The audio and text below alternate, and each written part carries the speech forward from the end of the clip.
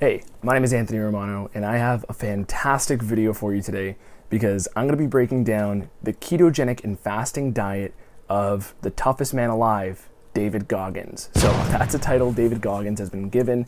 I've read his books. I've been through the audiobook of his popular seller, Can't Hurt Me. This is a crazy book. This guy's been through a load of messed up stuff, and he was a Navy SEAL.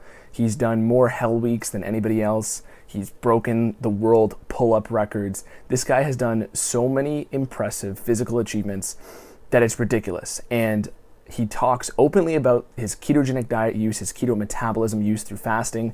And whenever I make these breakdown videos, it's because I'm trying to show you how keto states are catalysts for hitting ultimate levels of performance, and they can fuel you to achieve things you never really believed you could accomplish, okay? And people like David Goggins and, Jordan Peterson and Cristiano Ronaldo and the New Zealand All Blacks, all these other dominant forces in the world are just vehicles to show you how you can incorporate this. And this simple diet change is something that can have dramatic rippling effects in your life. So I encourage you to watch this entire video. It's going to be eye-opening for you, okay? Enjoy.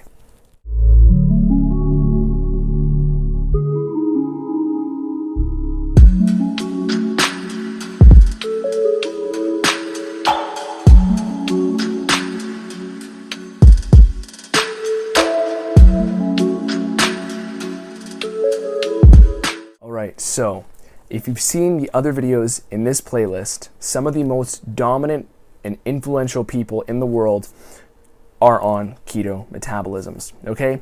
Or at least they have the ability to access that state, and that's something you should do. Because the number one thing you need to know here to start this off is that for anybody to perform at high levels, the ability to use fat is key, okay? So I talk about this a lot more in detail in other videos, but your body can use double the amount, maybe even triple the amount of fat as fuel when you're on a keto state. Your brain prefers having fat as fuel, and the reason why we store body fat is because it's clearly your body's favorite fuel to use. Otherwise, why would we store so much of it? Okay, we only store 2,000 calories worth of carbs. It's clearly meant to be the emergency fuel, the luxury fuel, while body fat is the preference your body has, okay? And David Goggins uses a more fasting approach to actually achieve that metabolic state. And he talks about this quite a lot. Even in other videos, he directly addresses this. Okay. So when All right. I touched upon it slightly in the book, but I'll give you some right now. My diet's extreme. I've been working on this for years. So some of it's ketones.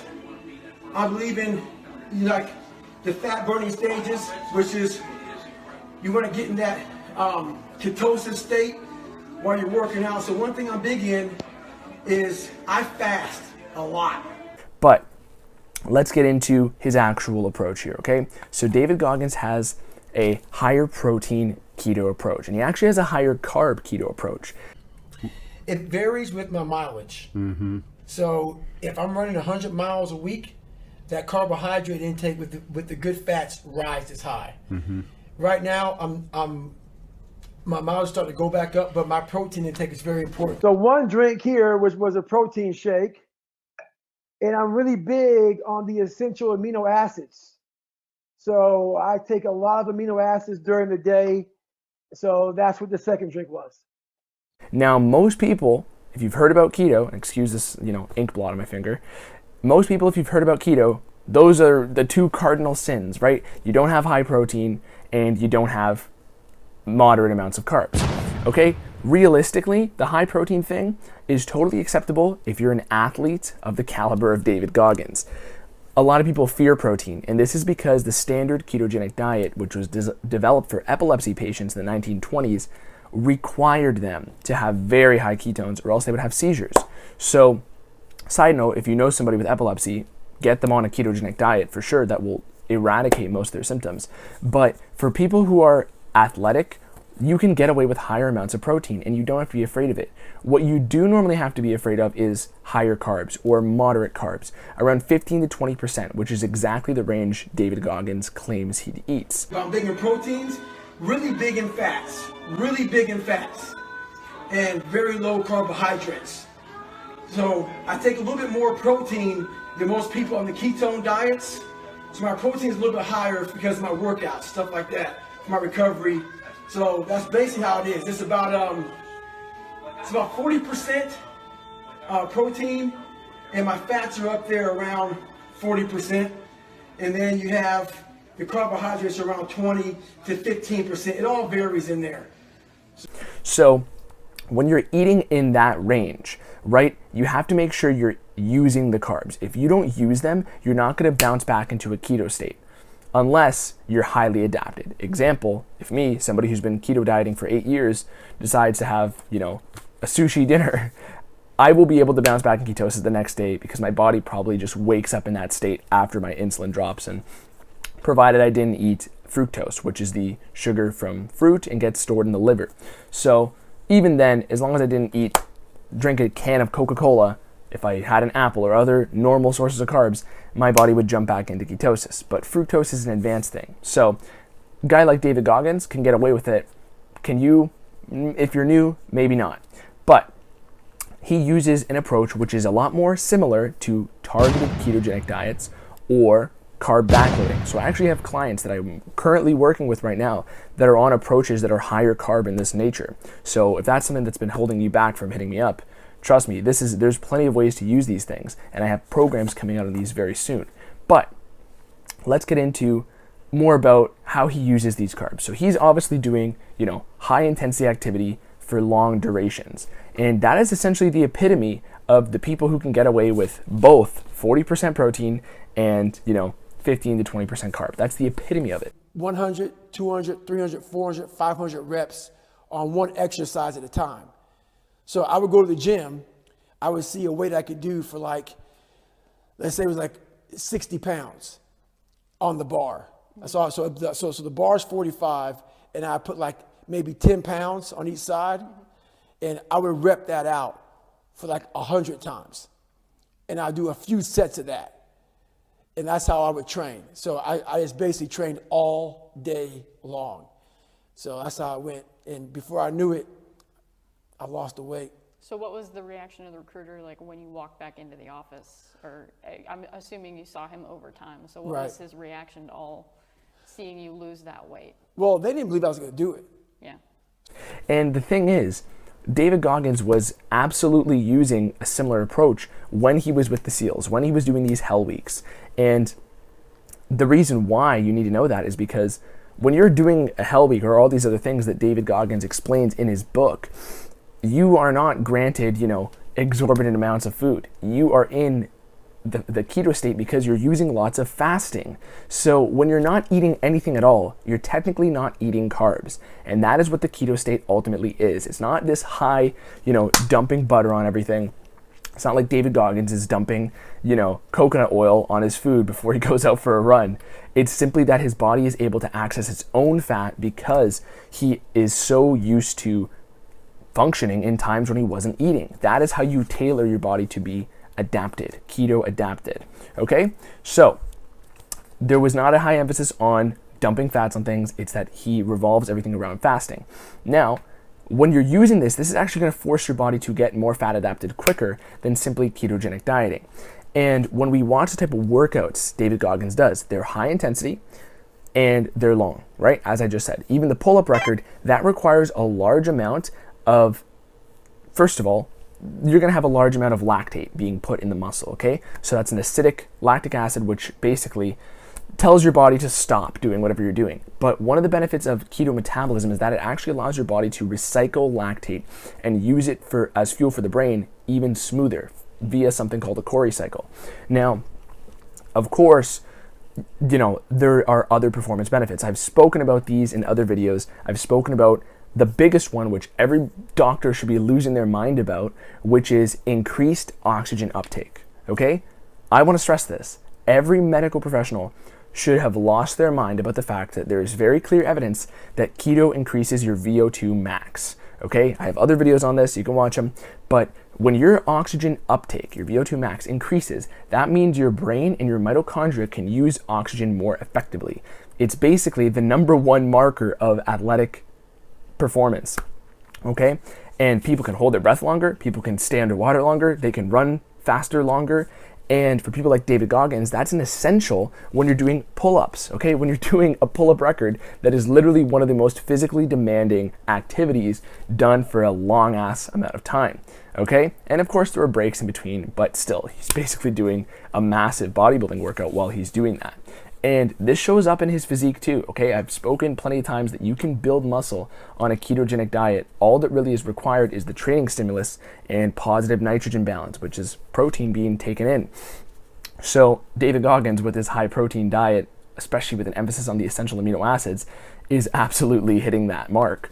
But the area I really wanted to tailor this to, the point that I really want to drive home here is that from my years of experience with keto and the people I've helped as well, you notice this ability of just stronger willpower, okay? And I dug into this a while back and put a video out on it because I wanted to get to the physiological mechanisms that actually drive why you have better willpower when you're in a keto state. And the primary reason why that is because you have so much more blood sugar control. And my video on keto willpower is much more detailed about that topic, okay? You have steady blood sugar, and basically for most people, when you have even just, a steady stream of carbs coming in a moderate carb diet, like something like, 30% carbs, which is normally pretty, low for a lot of people nowadays. When you have anything over 30 to 40%, or when you're locking your body in a carb metabolism, it wants to stay there. And not only do you have lower rate of fat burning, which is, obviously a benefit for your body composition and for your mind, but you don't have continuous energy because your blood sugar goes up and then it crashes down, and your insulin at the same time goes up and crashes down. And that's why I always say when you're on a carb diet for any purpose, particularly fat loss, what's going to happen is you will have your first meal. It doesn't matter if it's a smoothie, it doesn't matter if it's natural sugar or not, your blood sugar is going up and then it crashes, and then when you drive home, Wendy is calling your name. When you drive by Wendy's, you start physiologically having a reaction by salivating. You simply cannot control your physiological mechanisms. So when you go to a keto metabolism, you eliminate that. And for somebody like David Goggins, who is known as the toughest man alive, willpower is huge, okay? Willpower is just dramatic with this guy, especially if you've read his book, the stuff he's been through. So personally, I felt better willpower. I felt smoother cognition, okay? Better ability to speak, verbal fluency, all that stuff when I'm on keto. But the main thing here is that I believe there's a relationship between volatile blood sugar and volatile insulin and this up and down roller coaster, and of course your mood, but just your levels of willpower. Because the actual book that I've read and made a video around called Willpower by Roy Baumeister explains how your willpower in the moment is 100% related to blood sugar. So if you can stabilize this, that is how people, I'm not going to say you're going to be a Navy SEAL, but I'll tell you that anybody who is of that caliber of willpower has to be able to function on low blood sugar. Okay. Also, even in my Cristiano Ronaldo video or my keto sports video, I've explained how, the ability to perform in a low blood glucose environment is a staple for elite athletes, because without the ability to perform in low blood sugar environments, your brain basically tries to shut your body functions off. It tries to tell you to stop, not because you're actually out of fuel, but because your brain perceives lower blood sugar. And even if you have other sugar stored or other fuel sources available in your body, the lack of blood sugar tells your brain to be scared and say, okay guys, we gotta ramp it down here because we might run out of fuel. So it's not even that your body's out of fuel. It's that your body perceives a drop in fuel and tries to shut things off preemptively so you don't die, because your brain is designed to think that playing a sport is you running from a bear, okay? It's not. So there's life and death on the line for your mind and deep in your subconscious and, the physiological mechanisms in your body. So as far as every point I wanted to hit here, if you're trying to emulate David Goggins' diet, it's going to be a 15 to 20% carb amount, a 40% amount, fill in the rest with fat, right? And a high emphasis on fasting. Now, he does do intermittent fasting, which he said he stops around 11 a.m. every day. I fast a lot in the morning time where I won't eat anything until 11 o'clock. But I've known from reading and listening to his book that essentially there were periods of time where, especially in Hell Week, this guy's going without food and that actually would have been a strength for him. Going without food through all these consecutive hell weeks would have trained and primed his body to actually use fat as a fuel, which is going to result in more willpower because his brain isn't dealing with these, volatile up and down blood sugar spikes. And he has smooth blood sugar, smooth insulin, and basically his body would be able to perform these massive, impressive physical achievements. Okay, so that is the way you would actually emphasize a plan that's optimizing willpower. But only other point I wanted to hit here, let's take a look. Yeah, during his prime of his career, this is what he was doing, because it's not as if David Goggins is as meticulous of a guy when it comes to diet, right? Especially back then, if you've heard the other stories he's been through with, he was a lazy guy. He was drinking milkshakes. He was fat. He was overweight, working a shitty job he hated as like a fumigator, okay? It's not as if he knew everything about nutrition. He simply would stop eating, the most binary and easy decision you can make, and he just went with that, and it paid off big time for him, okay? So, of course, there are ways to do safer, prolonged fasts, and I've explained this in other videos. I have videos on it. I'm trying to cover every topic here if that wasn't clear, but this is something that I would say every Navy SEAL or anybody of that caliber has the ability to do. They have the ability to perform at a low blood sugar environment, and if you want more willpower in your life, you have to cultivate that as well. So, hopefully I've given you everything you need to know about how keto metabolism fuels the toughest man in the world and how you can use these tools for yourself. So, like the video right now, subscribe to me right now, and do yourself a favor and go to my website, romanoketo.com. I have coaching, consultations up there, and hopefully by the time you're watching this, I have my starter guide up there. I have my other books up there, okay? This video is out while I'm still writing these things, but whatever time in the world you're watching this, you have to go check those out because those are the tools that will dramatically change your life. Thank you for watching. Anthony Romano. Peace.